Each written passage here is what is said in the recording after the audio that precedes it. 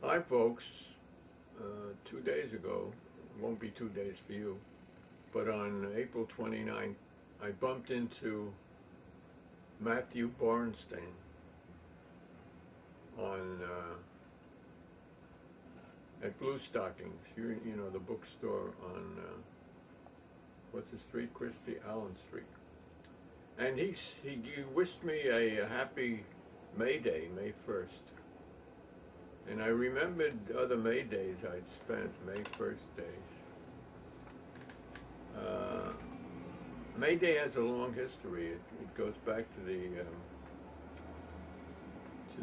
maypole and the celebration of spring, pagan ceremonies and worker ceremonies. And in the United States, an important May Day was in the 1880s. It was the beginning of a drive for the 8-hour day because when the Industrial Revolution came to this great country, it started with Slater Mills in Massachusetts, where young farm girls, and in Lowell and in Lawrence, would work 12 hours a day, 6 days a week, maybe even working on Sunday.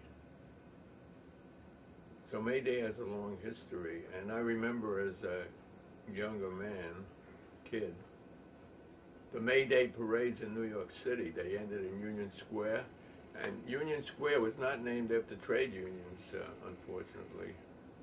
It was where two avenues came together. And there were tens and tens of thousands of union members marching in this parade. Some of them were anarchists, communists. Some of them were just workers. They were every nationality in the working class. And there were bands and banners. It was wonderful.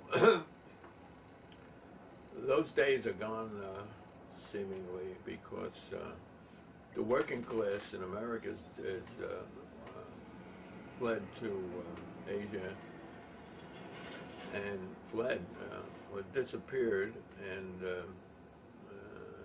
the technological revolutions of workers are being reduced to a electronic chip now, and Marx never predicted that. So, but there are still the oppressed. Luckily, there are still the oppressed, because whoever does work or does menial work or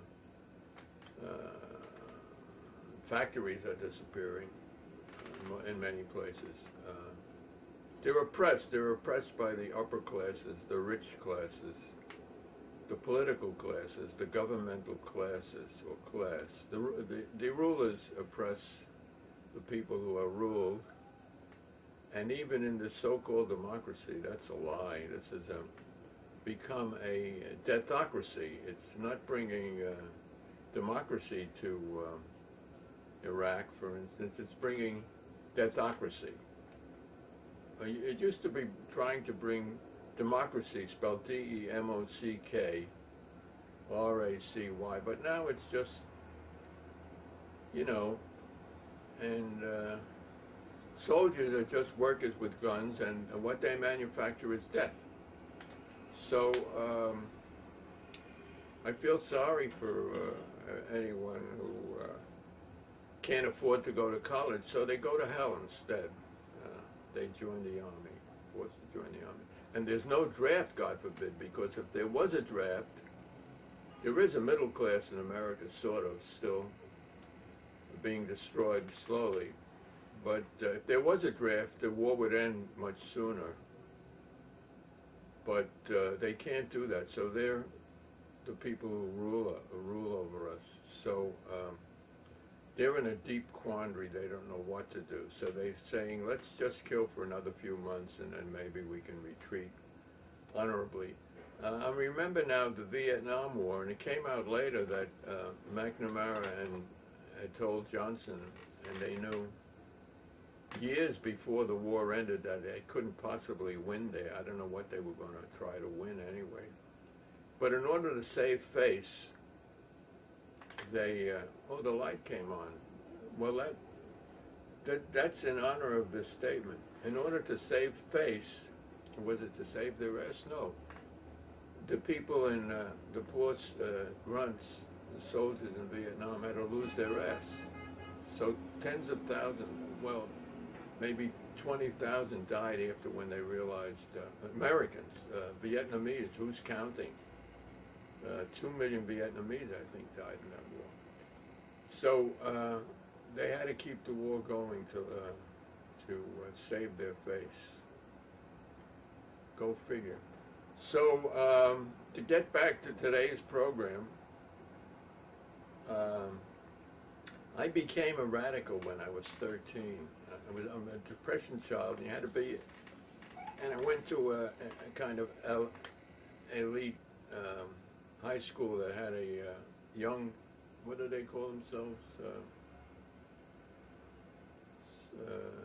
National Student Union? No, I forget the name, but it was a commie front, and I joined it, and I became radicalized when I was 13. So this is a song that sort of recovers or tries to recover what it was to be a radical, and in this desperate in the desperate 20th century. And I first heard the tune for this. It's the Moscow Nights. I first heard the tune to this from Lee Crabtree, piano player and great musician in the Fugs, while we were doing a cross-country tour where the Volkswagen broke down every 200 miles. And we were in, he tuned it on the radio, car radio, and we got Moscow Nights. This was in California. We were headed for the summer of love. We got there. We got love, too, in California. And we found love and made love. Ooh. And he was playing it, and suddenly the car stopped. And there had been report of a blackout in the East, one of the first great blackouts. And I thought, uh-oh.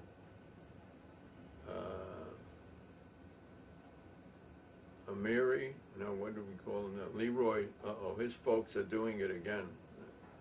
We sort of thought the blackout was intentional. It wasn't. And it wasn't a blackout. We just, in Chicago, because the car, in California, the car stopped running. Somehow it linked to me with the blackout. I don't know why. Maybe I thought cars ran by electricity then, but they didn't. But that it would have been battery. Anyway, that's all pretty confusing. So, but I still remember that tune. And then we found out there was no blackout. We had to go get gas just before we reached San Francisco. So then I became interested in that beautiful melody, and I thought it was a traditional melody, supposedly not, but who knows. And I met a Russian immigrant professor of communications, I think, at one of the California institutions.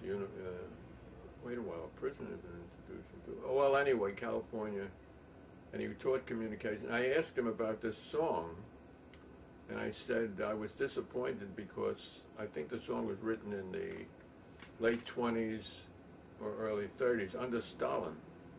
And I said I was disappointed when I found out. I thought the new words in English were not a translation, and that the original song must have had some deep political content. He said no, that it was a love song about unrequited love, about love gone by. And I said, oh, that's terrible. I thought it was a political song. And he said, this was at Otano Media in Brooklyn, the anarchist press. And he said to me, well, you know, under Stalin, a love song was a radical song. In other words, people's private life was just as important or more important than what the current dictator or the current or what the what is he called? The preceder? No, the decider decides, you know.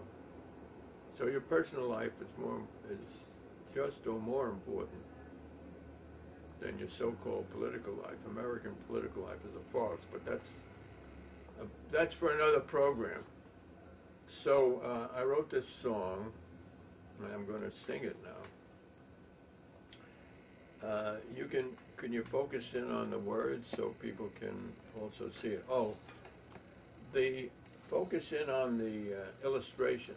It's a marvelous illustration. It says the 1st of May, 1920, long live the festival of workers of all countries. You see, communism and the absence of capitalism is supposed to eliminate competition between countries, nation states, and so that the workers of all countries don't kill each other. And the reason they wear uniforms, by the way, is that you should know who to shoot, who to kill, because otherwise you might think the person you saw shouldn't be killed. You know, you got to know who to kill. And with that, the light goes out, just like the light goes out when someone gets killed. I'm rambling on now, but I'm reminded of the wonderful, I have to tell this story too, Good Soldier Schweik. It was made into a movie. It was a series of short vignettes, fouille et ton, if I'm pronouncing the French correct, by a Czech, Vladislav, no, what was the Czech's name? Good Soldier. I forget his name now. It'll come back to me. And he was drafted into the Austro-Hungarian Empire and Army in World War I, and they fought in Eastern Europe, in Poland and Galicia mostly. And he wrote. He had many wonderful adventures, but the best one.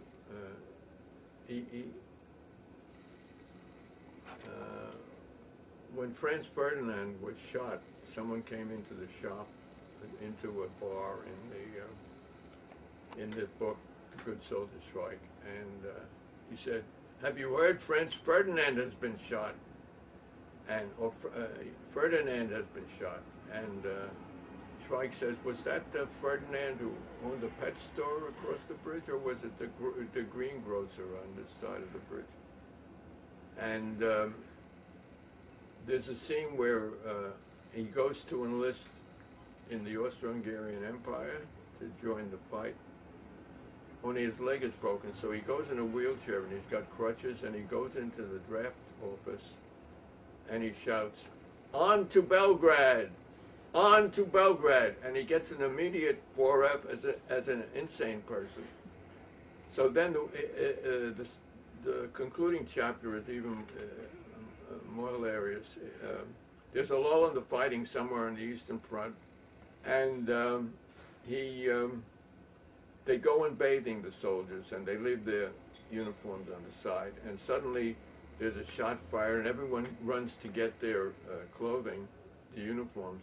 And Schweik puts on a uniform of the Russian army, and then he gets captured by his own troops, and he spent the rest of the war in a prison camp near Vienna. Very good. All right, so how much more time do we have? 14 minutes. We have 14 minutes left. All right, this is, instead of being mostly a musical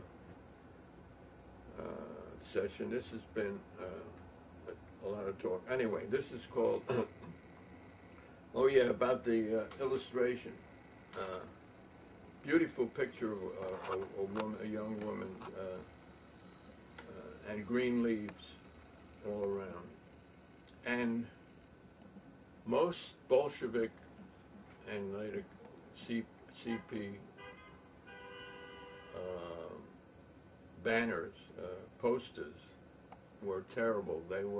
This is the only one I remember that didn't have a picture of a fat, ugly capitalist and or honest, strong Russian communist peasants or workers with guns on their shoulders, rifles on their shoulders. So I'm a pacifist, so that didn't exactly make me feel good. So this is the only communist poster, Soviet poster that I like. Oh, when I was a young man a long time ago, through blue Moscow nights deep in snow, we would talk and scheme, and then we'd walk and dream our utopian heart so all ago.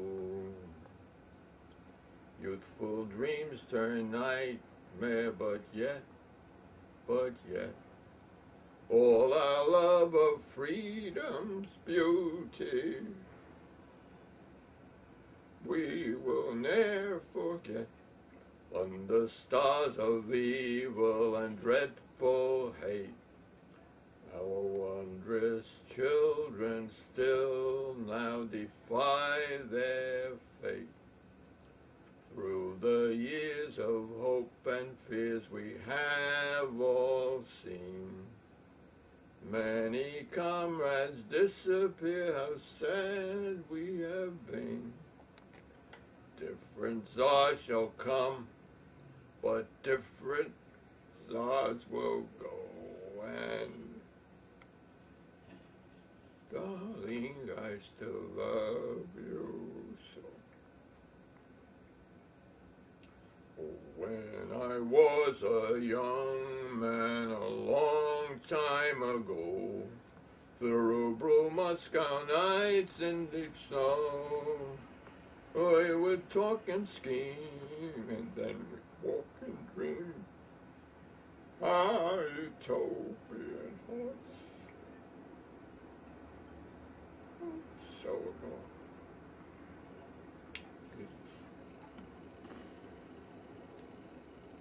Youthful dream. Let's turn it off for a while. Okay, here we go again. Youthful dreams turn nightmares, but yet, all our love of beauty's freedom we shall ne'er forget. Neath sat the lights of evil and dreadful hate. Our wondrous children now still defy their fate. Through the years of hope and fears we all have seen. Oh, comrades disappear, how sad have we been. Different czars will come, but different czars shall go. And my darling, I still love you so.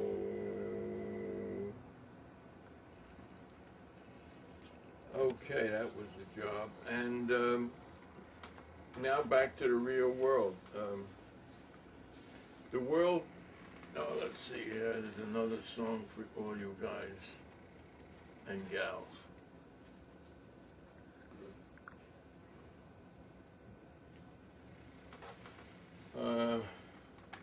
The World Health Organization estimates that about 10 million people worldwide will die of tobacco-related diseases next year. And it says that 500, all right, let's just think about that. This Marlboro, see Marlboro?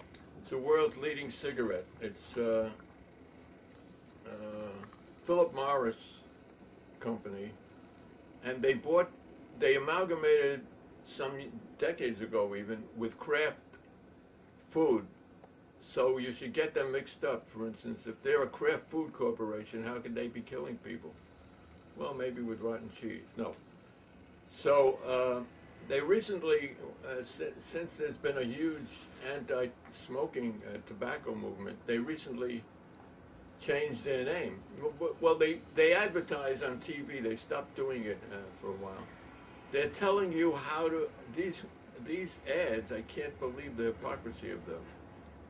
They're telling you how to stop your children from smoking, from beginning smoking.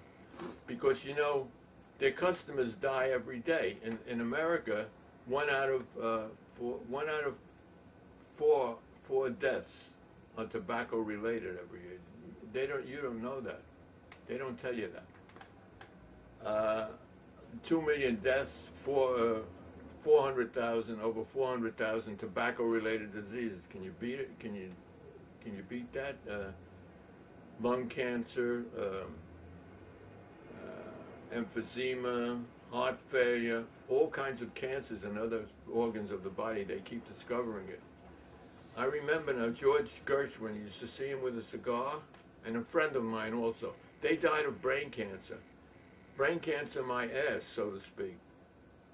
The lung cancer went to their brain and then they died. That's what happened to another friend of mine. He couldn't talk at the end, you know. Should his death be called brain cancer or lung cancer? Or how about tobacco cancer? Some states now have make it compulsory to put down tobacco as the cause of death. So, and then some of you may remember having seen a few years ago at least half a dozen heads of tobacco companies before a congressional committee. And they were each asked, do you believe that tobacco causes lung cancer? They all denied it. They didn't know. They said they didn't really know, except that through the decades in the lawsuits filed by the survivors of people killed by tobacco, in a few instances, each company gets proven. It gets proven that it gets proved that they did know. So they lied to Congress. I guess I don't believe in prisons, but that's a punishable effect, a punishable crime. No one should go to prison. It doesn't do any good.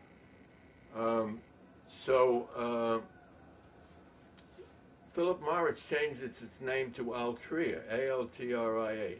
Meanwhile, when they're telling, they're teaching you in America, supposedly, how to stop your kids from starting smoking, they're doing their damn best to increase their sales all over China, the next booming market. 1 billion, what is it, 2 billion? How many people in China? Too many to count. Great market. They're trying to do this.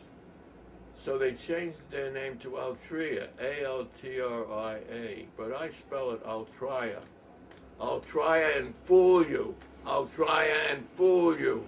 Meanwhile, they donate money to the Brooklyn Academy of Music, to different art galleries that are stupid enough to take the money of these murderers. All right.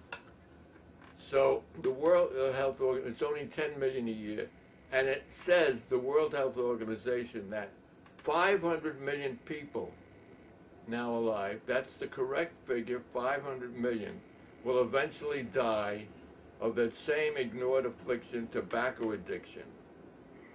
And one out of 4 deaths in tobacco in U.S. is now.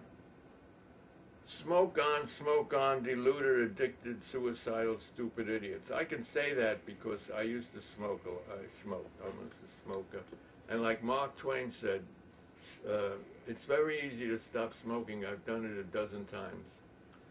The CEOs of tobacco companies are all mass murderers. Compared to them, Saddam, Osama, Bill Clinton, Bush, Ariel and Yasser, Putin and Zhang, they're all pitifully amateurs. So I wrote this little melody. You could sing along with me, all you smokers too. What we need to do is, instead of spending $1 trillion on munitions to kill people, we should look for better ways to end addiction. So, come on everybody. Smoke, smoke, smoke your life, smoke your life away. Wearily, drearily, drearily, wearily, 30,000 will die today. So, How much time do we have? 3 minutes, yeah. Well, when you tune in next to the next program, we're going to do a lot of music. We're going to start next week, 2 weeks from now, with Ghost Chickens in the Sky. Maybe I'll do you remember that great song, Ghost Riders in the Sky, which was to the melody of Johnny Comes Marching. It was written in 1949. So this is a vegetarian song, and I'll do the first verse. A chicken farmer went out one dark and dreary day. He rested by the coop as he went along his way, when all at once a rotten egg hit him in the eye. It was the sight he dreaded, ghost chickens in the sky. Quack, quack, quack, quack! Quack, quack, quack, quack! Ghost chickens in the sky. The rest of the song will be discontinued next week. This is a Girl Scout song, and nobody knows who wrote this, but it's a very good, it's as good as the song, no, the cartoon, which says the cockroaches, and they have motels for humans. They're suggesting that there be motels for humans where, no, that isn't nice, actually, where humans walk in but don't walk out. So, we'll see you all, or you'll hear us all. We got a bunch of songs and all these wonderful stories that go with them. And you know, you can write songs too. Just use any old melody and make up your own words. It's a lot of fun. So you be a ghost writer. Be a ghost writer in your bedroom. No, in your living room. And then now you can go on YouTube too. Okay then. Do we have any more time? Should we say we're goodbye? Just about there. Say goodbye. A couple more goodbye. seconds. I hear you and see you around.